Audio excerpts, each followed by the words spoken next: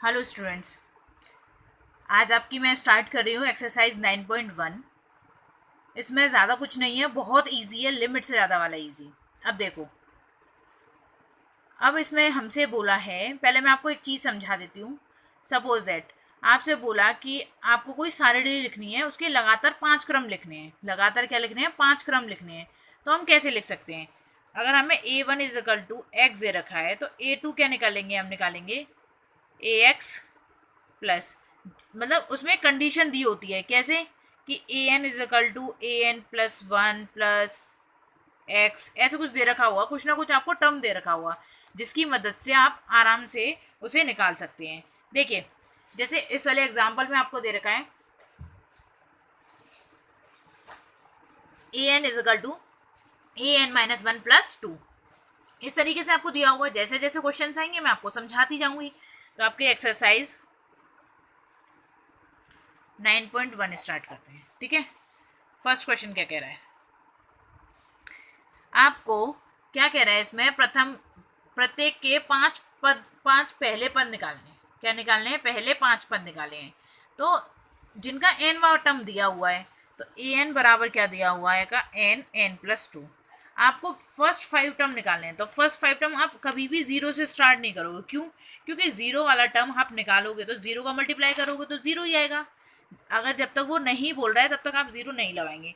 तो मानोगे आप एन बराबर वन रखने पर, एन बराबर वन रखने पर। ठीक है, अब एन बराबर वन रखा तो ए वन की वैल्यू क्या आ जाएगी? वन, और वन प्लस टू, तो one into three is equal to three.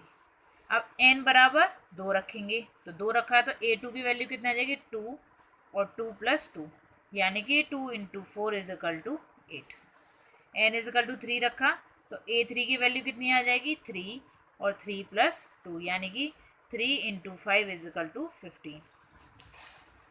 N is equal to four, तो यानी कि ए फोर कितना आ जाएगा? Four, four plus two is equal to, यानी कि four into six is equal to 24। N is equal to five रखा तो ए फाइव कितना आ गया आपका? Five, five plus two is equal to, तो five into seven is equal to 35। तो आपके फर्स्ट 5 टर्म्स क्या हो गए? थ्री, एट, 15, 24 और 35। इसमें क्या एक पैटर्न फॉलो हो रहा है? कौन सा वाला? एन एन प्लस टू वाला पैटर्न फॉलो हो रहा है। सेकेंड क्वेश्चन क्या कहता है आपका? A N is equal to n n plus one. A N is equal to n upon n plus one. One रखा तो ए वन कितना आया? One upon one plus one, two. A two कितना आया? Two upon three. A three कितना आया? Three upon four. A four कितना आया? Four upon five. A five कितना आया? Five upon six. ये आसानी से निकाल लिया हमने, आसानी से निकालिए। थर्ड क्या कह रहा है क्वेश्चन हमारा? A N is equal to two की power n. A N is equal to two की पावर एन। अब देखिए, a one two, a two two की पावर टू, कितना हो गया? फोर। ए थ्री कितना हो गया? टू की पावर थ्री, यानी कि एट। ए फोर कितना हो गया? टू की पावर फोर, 16। ए फाइव कितना हो गया? टू की power five is equal to 32। यानी कि टर्म्स कितने हो गए? दो, चार, आठ, 16, 32। आ गया इतना समझ में? अब क्वेश्चन नंबर 4 क्या कह रहा है?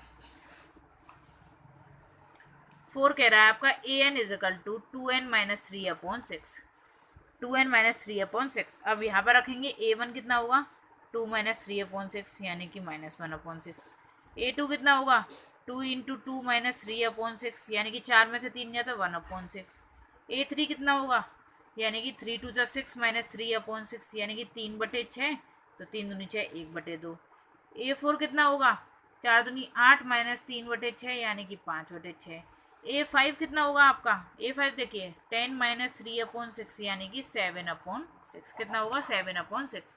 आया इतना चीज़ समझ में आपको? क्वेश्चन नंबर 5 क्या कहता है? A N is equal to minus one की power n minus one, five की पावर एन प्लस, फाइव की power n plus one. A one निकाला, देखिए माइनस वन की power one minus one, five की पावर वन प्लस वन। किसी की भी पावर अगर ज़ीरो हो जाती है तो उसकी वैल्यू कितनी हो जाती है? वन। किसी की पावर अगर ज़ीरो हो जाती है तो उसकी वैल्यू कितनी हो जाती है? वन, मल्टीप्लाइड फाइव की पावर टू, यानी कि 25। A2 कितना हो जाएगा, -1 की पावर 2 -1 और 5 की पावर 3, यानी कि -1 की पावर 1, तो माइनस का 1 हो गया मल्टीप्लाइड में 125। ऐसे ही A3, ऐसे ही A4 और A5 आप निकाल सकते हैं। क्वेश्चन नंबर 6 क्या कह रहा है, an equal to n square plus 5/4, n square plus 5/4। ये क्वेश्चन आपका होमवर्क, ये क्वेश्चन आपका होमवर्क अगर आपसे नहीं होता है तो आप नीचे कमेंट बॉक्स में लिखेंगे। क्वेश्चन नंबर देखिए, 7 से लेकर 10 तक के अनुक्रमों में प्रत्येक का वांछित पद ज्ञात कीजिए जिनका nवां पद दिया गया है। nवां पद क्या है, आपको दिया गया है, कुछ भी नहीं है इन क्वेश्चंस में, कुछ भी नहीं है। क्वेश्चन नंबर 7 क्या कहता है, देखिए 7 क्या बोल रहा है आपसे, an बराबर 4n-3, तो A17 और A24 निकालना है। A17 और A24 निकाला, तो यहाँ पे A17 निकालोगे तो n बराबर 17 रखना है, 4 into 17 -3, 17 Chowk 68 -3 is equal to 65। A24 निकालोगे तो कितना होगा, 4 इंटू 24 -3, यानी कि 4 चौक 16, 96 -3 बराबर, यानी कि 93 हो गया। कितना हो गया, 93 हो गया। क्वेश्चन नंबर 8 क्या कह रहा है, सेम प्रोसेस है, कुछ नहीं करना है आपको, कुछ भी नहीं, हलवा क्वेश्चन है। an equal to n square upon 2 की पावर n, तो क्या निकालना है, A7। कितना निकालना है आपको, A7। देखिए A7 इजिकल टू 7 का स्क्वायर अपॉन 2 की पावर 7, यानी कि 49/2 दूनी 4 दूनी 8 दूनी 16 दूनी 32 दूनी 64 दूनी 128, तो 49/128, 49/128। क्वेश्चन नंबर 9 क्या कह रहा है, an इजिकल टू -1 की पावर n-1 n3, तो आपको निकालना है A9। क्या निकालना है आपको, A9। तो यहाँ रखेंगे हम -1 की पावर 9 -1 और 9 की पावर q, तो -1 की पावर 8 और 9 की पावर कितना हो गया, 729, तो -1 की पावर 8 यानी कि पॉजिटिव आएगी, तो कितना आ गया 729। कितना हो गया 729। अब 10वां क्या क्वेश्चन क्या कह रहा है, an equal to n-2 upon n+3, आपको क्या निकालना है, A20। कितना निकालना है, A20। अब यहाँ पे रखेंगे आप 20 -2 और 20+3, यही तो रखेंगे, 20 इंटू 18/23, यानी कि 360/23। कितना आ जाएगा, 360/23। आ गया इतना समझ में, बहुत ज़्यादा इजी क्वेश्चंस आप भी समझ रहे हैं। अब क्वेश्चन नंबर 11 देख, क्वेश्चन नंबर 11 में देखिए, A1 इजिकल टू आपको 3 दे रखा है, an इजिकल टू 3an-1 + 2 दे रखा है।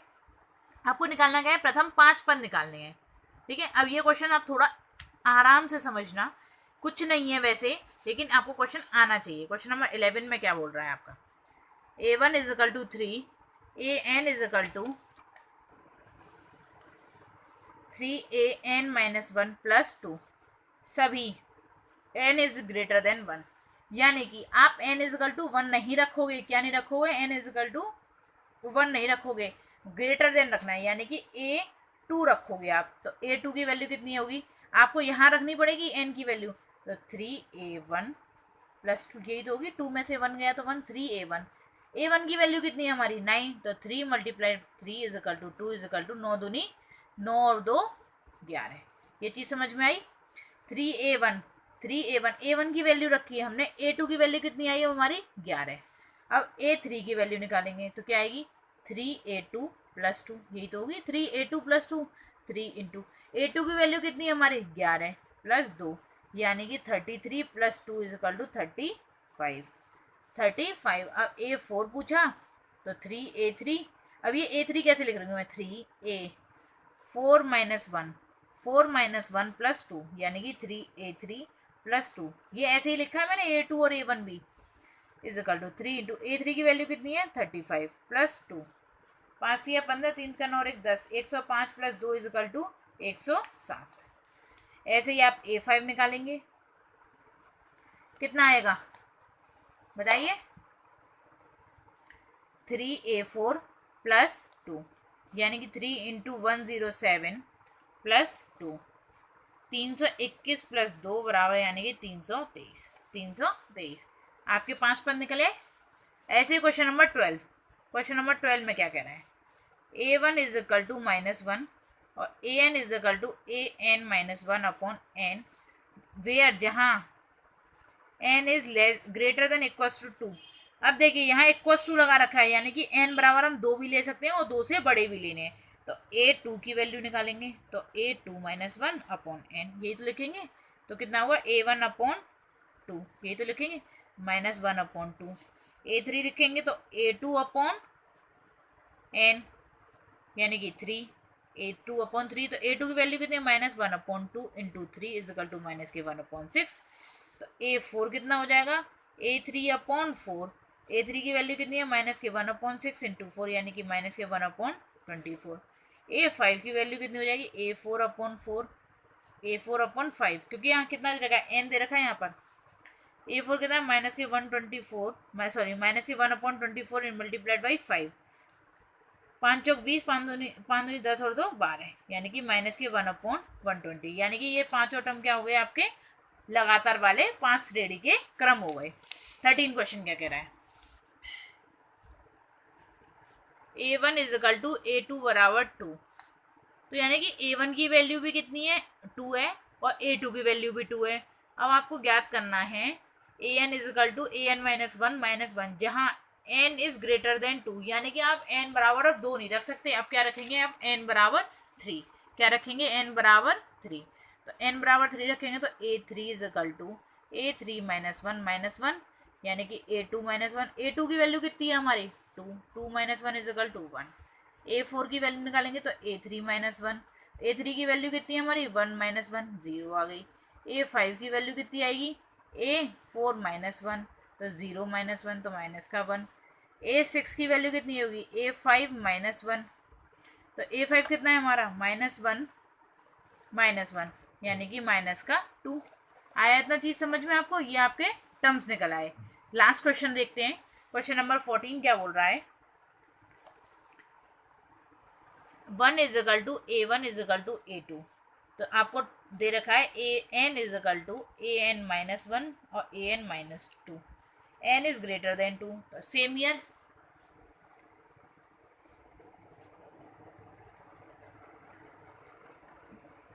तो आपको ज्ञात क्या करना है, तो an+1 अपॉन an ज्ञात करनी है, जबकि n बराबर 1 2 3 4 5 हो, क्या हो, n इज इक्वल टू 1 2 3 4 5 हो।